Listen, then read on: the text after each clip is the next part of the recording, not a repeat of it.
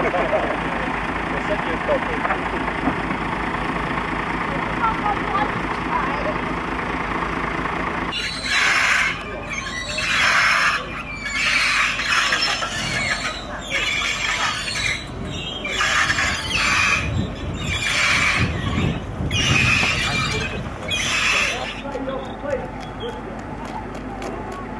Can you see thing there? Highest pet, yeah. Did it? Thank you. Pet? Which they're not drinking, I don't think.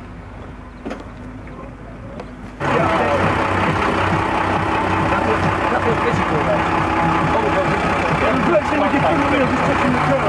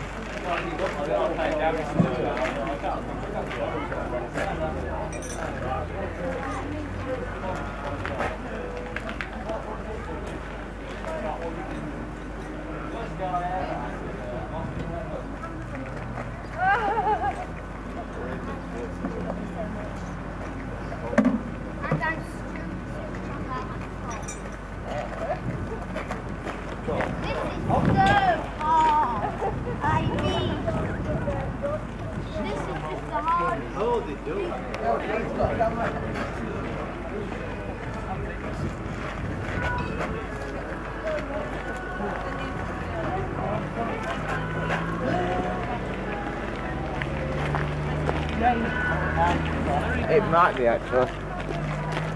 We're going about top, we're not. Touch more, but also around about. Well, this is you, John. And you now, John. Those are only three, aren't they? This is a typical church fete attendant.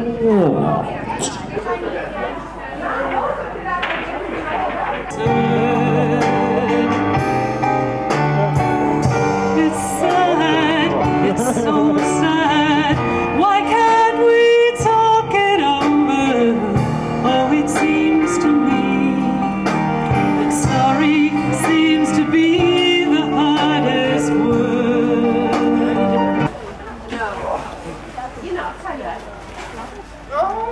And anybody doing anything in official capacity, so that people who wander around, the radios work, so that people who wander around can see a yellow badge, and you should have a good idea of what's going on. If you're not sure of what's going on,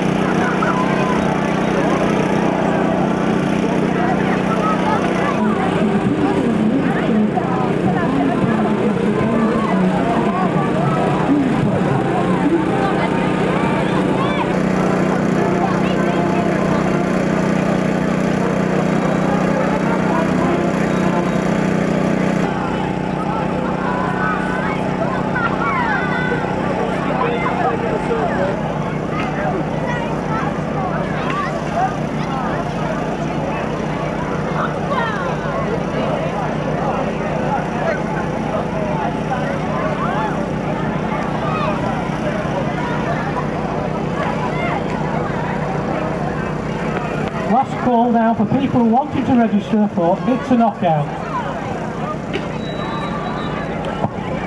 Last registration now for It's a Knockout. Please behind the bouncy castle. To the person who is highest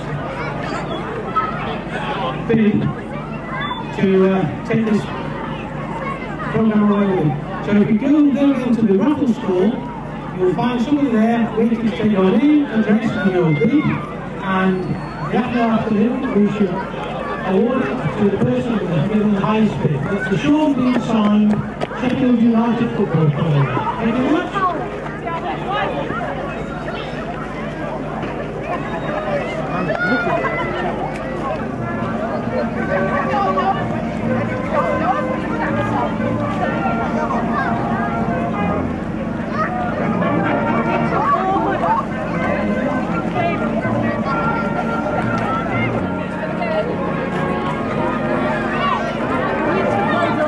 I can't see you on this throne thing, can't see that. I can't even tell what anybody is throwing. So you don't know how it is for me?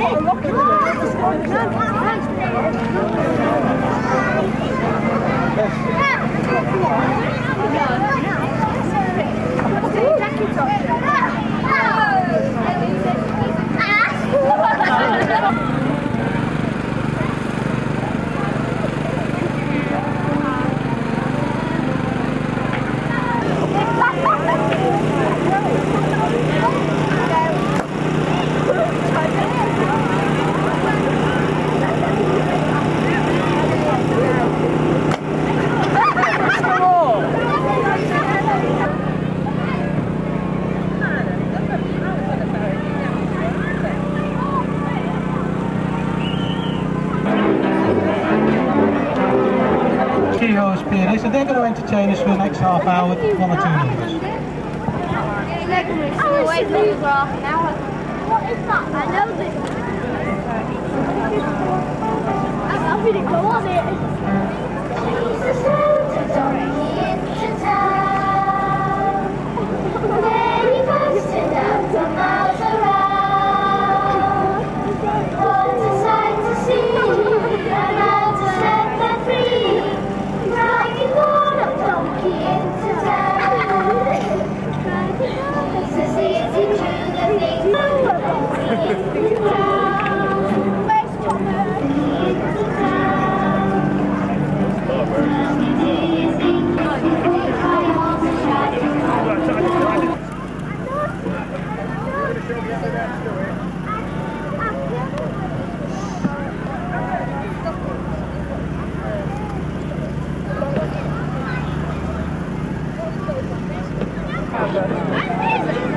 Right, now I'll get one. Go!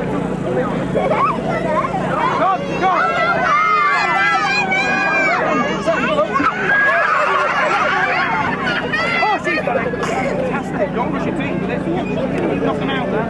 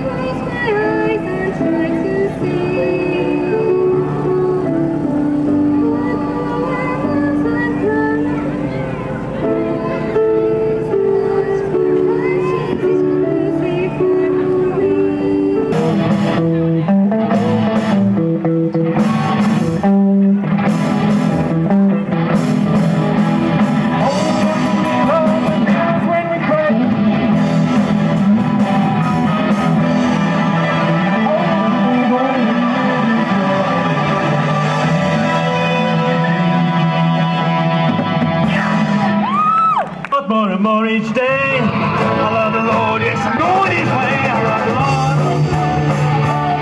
I love the Lord. I love the Lord. Yes, I'm going His way.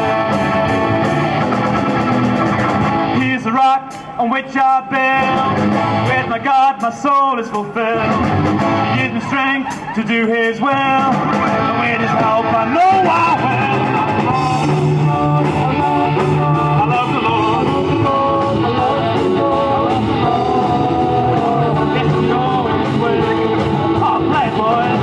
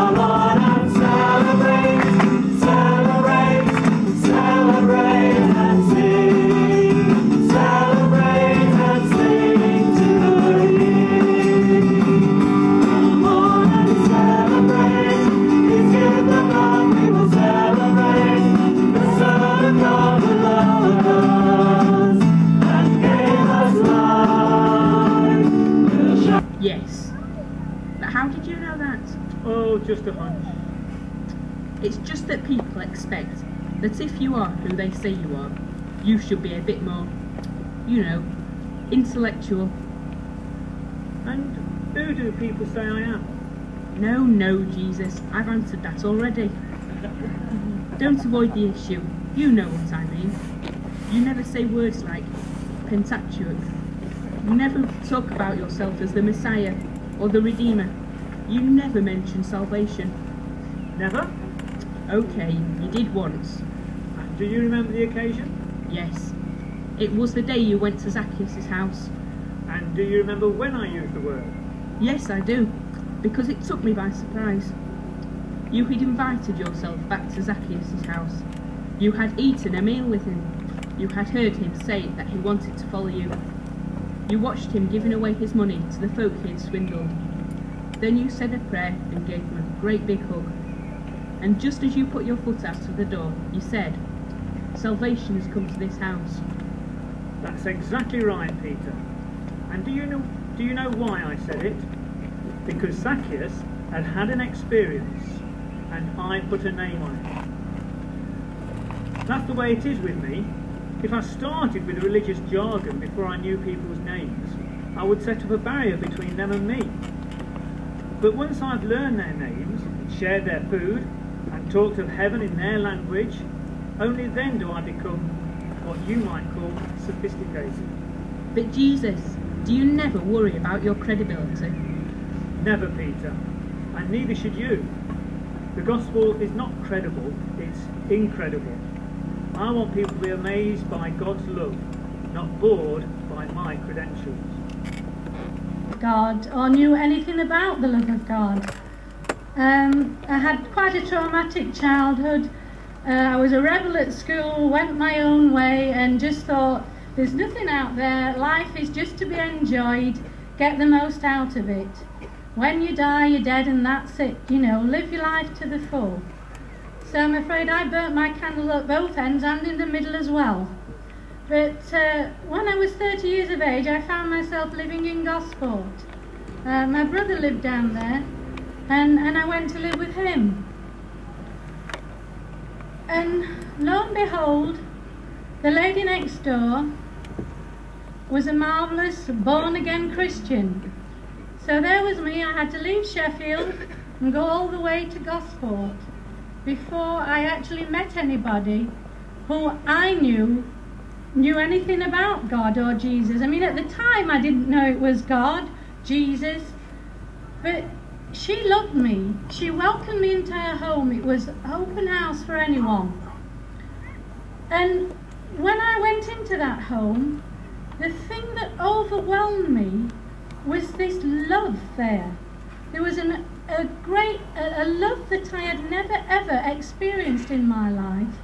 A love that was quite overwhelming, not only between the couple, but there was just a sense of it. I mean, later I found out it was such a prayer house, that house.